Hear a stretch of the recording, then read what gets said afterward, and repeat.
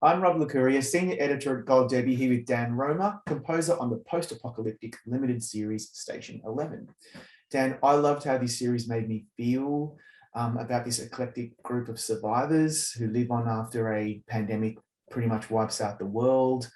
I really appreciated the emotional intelligence that Patrick Somerville, the creator, brought to this material from Emily St. John Mandel, who wrote the book. I'm just wondering, when you took it on, what did you most love about it and why did you want to be a part of it?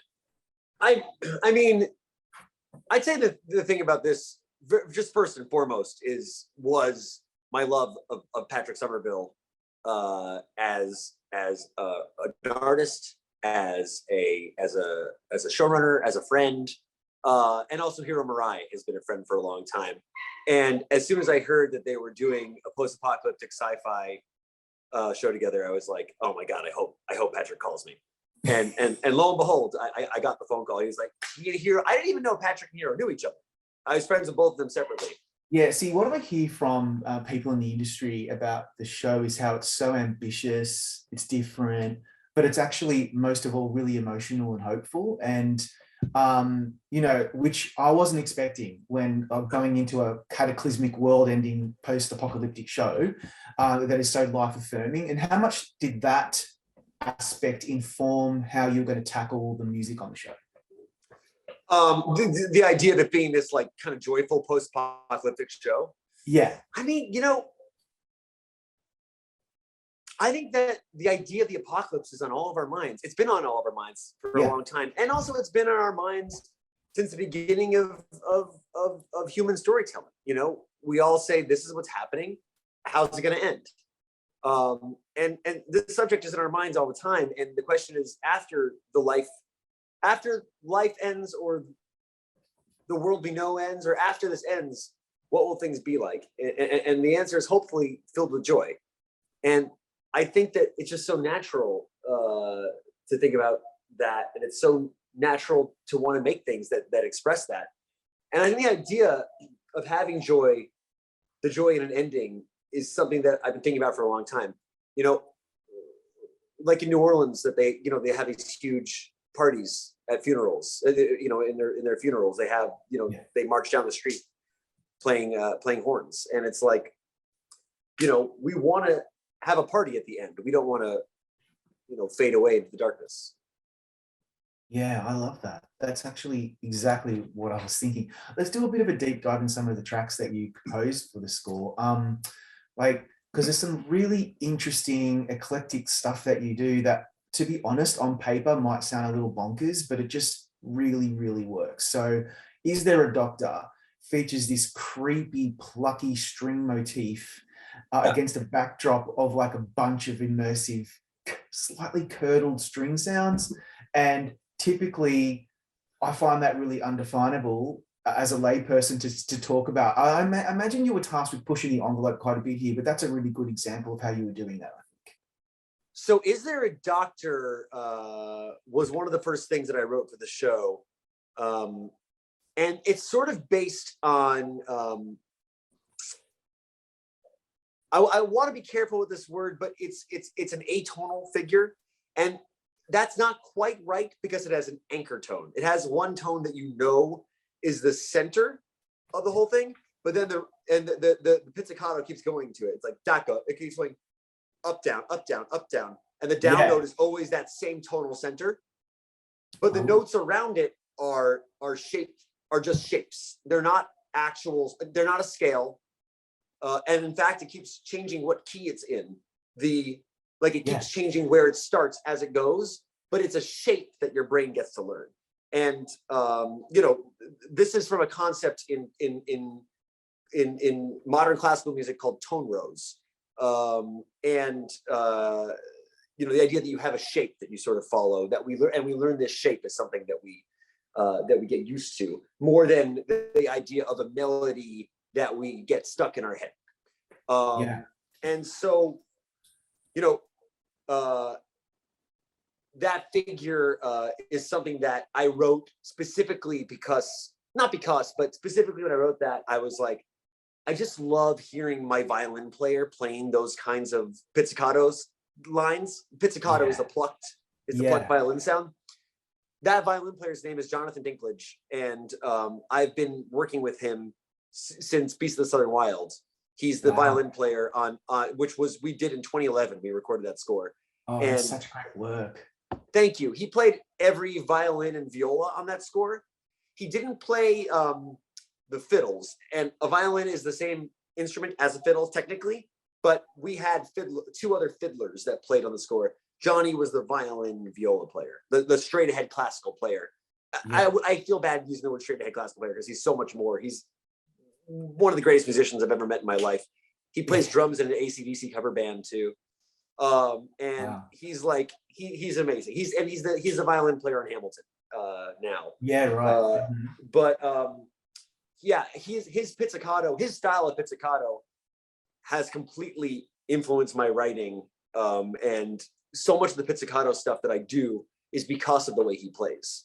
And the way that he plays those pizzicato stuff, the way when I was 28, when I first started writing that kind of stuff, when he was playing for me, I was like, oh, I can do all these different things with pizzicato that I didn't quite understand I could do this way, you know? And it has this resonance when you're using violin pizzicato as percussion, which I just find so evocative of certain themes and emotions.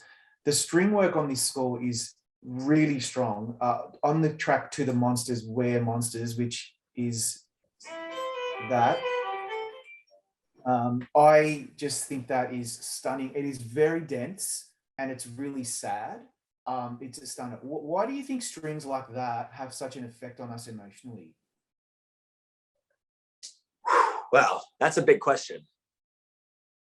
I mean, I think that there's something about, I think that that strings really emulate human voices.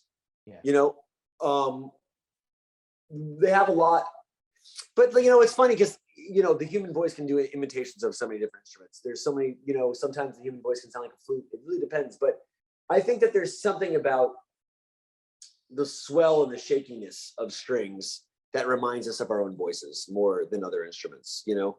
And I mean, you know, trombones, you can do the vibrato thing, and all, I mean, all brass and wind instruments you can do. There's something about the vibrato on a string instrument that's I think more like our voice. Yeah, it's that yearning that in this particular track, there's a yearning to it that is so appropriate for the point in the series that we're at when it's played.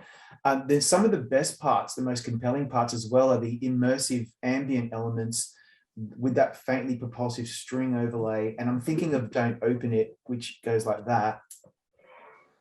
It's just very, very muscular, and there's a lot of dread and tension in that one too. What were you aiming for there, and what emotions were you trying to elicit with that one? With those really low pulled string elements that you got. So that idea was one of the first ideas that I had for the score as well. That I came up with that idea on a phone call with Patrick and Hero, where they were talking about, they were saying they wanted a cello to be the sound of the virus. They really liked the idea of like one instrument representing the virus, and they liked it being a cello. And I was trying to think what is a way that that one string instrument, a solo string instrument, could kind of take on this like otherworldly, unnatural sound. Because, you know, the virus is this thing that is ending all of this nature, and I wanted it to feel unnatural, sort of coming from an organic place, but unnatural. Yeah. And so the idea popped into my head. You know, sometimes you have ideas that you're like waiting to use, and then you're like, this is the one, I'm gonna do this. This is one of those things where while I was talking to Hero and Patrick and hearing their ideas, I was like, what if we take a single cello and put it through a harmonizer, sort of like what Bon Iver or Imogen Heap does their voice in those songs that they go with that have all the harmonies that sound robot-y. It's like, what if we sort of did like robot harmonies on one single cello player, and then all the vibrato of every note would match 100% identically to the original note, because it's just pitch shifted. So you just have one note going, and then it creates 5 more notes above and below it. So you have all these tones happening so close together that and your brain knows that it's not a natural occurrence. No, exactly. And I highly recommend people listen to it with noise cancelling headphones because it's very immersive. Another track is What If the Wolf Ate the Baby, which is that one with the castanets, and has this kind of weird, even slightly neo-Western vibe to it. What were you going for there? Well, the whole concept, Patrick was like, so the melody of What If the Wolf Ate the Baby is a minor version of the melody from We Can Go Wandering Under the Moon, which is the song they sing around the campfire in episode 2. And the idea, it's supposed to be what's called diegetic music.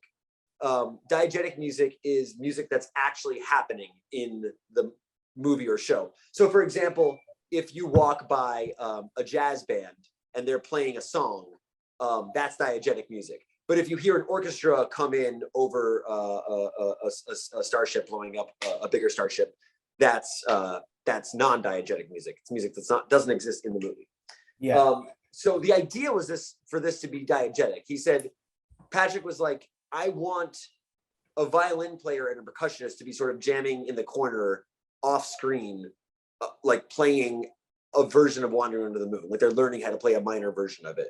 And so, yeah, we just did this very like lo-fi kind of version of it.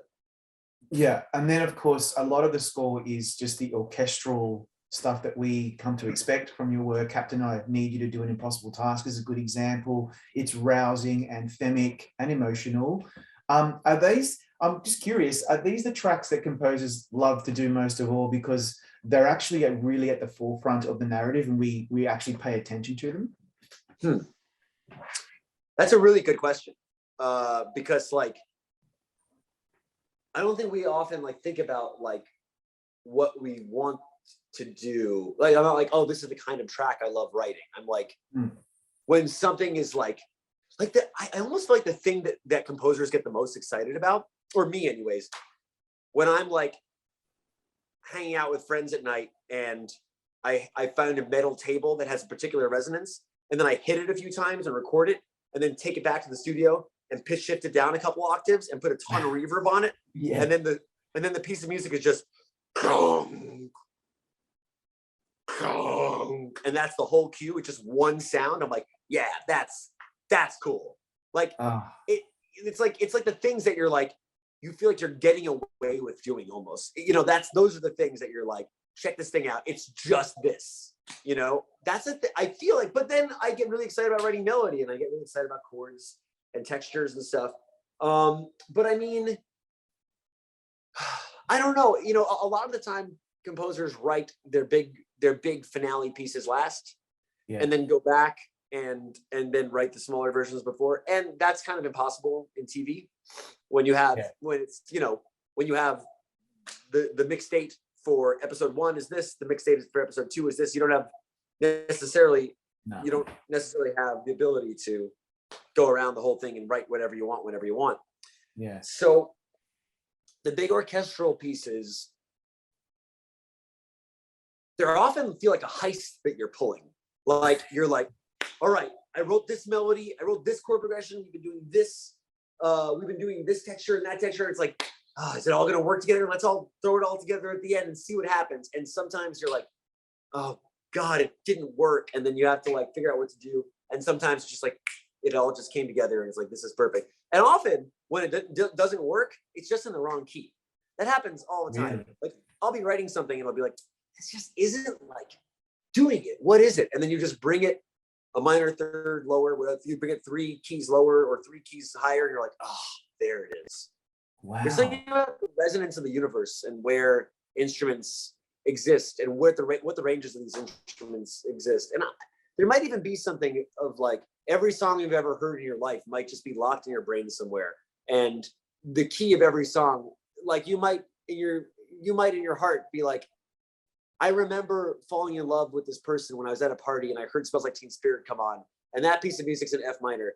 And F minor, you might not know it, but it might resonate through like the cavities of your body and through your brain throughout time as this incredibly special thing, you know? It's so true. It is so true. Like there are particular tracks that mean the world to me because I watched my daughter do ballet or whatever to that particular key. It's just incredible how there's so much variance. And that brings me to this. You're composing, not only are you trying to make something work musically, but you have to marry it to the very complicated motivations of characters, which may be unclear or maybe unusual or different. And for a show like Station 11, that's certainly the case. So how much collaboration did you need to do with Patrick and the writers, even Liza Richardson, the music supervisor, because of her needle drops? There's so much going on that you have to navigate. And how difficult was that? There's a lot going on. I read all the scripts before writing a note, which was really helpful in understanding all the characters and all their motivations, and having the world building happen, where I wrote all the Shakespeare music and all the folk songs before filming started. So I think that was a really important part of the process. Also, Patrick came to my studio quite a bit to work with me.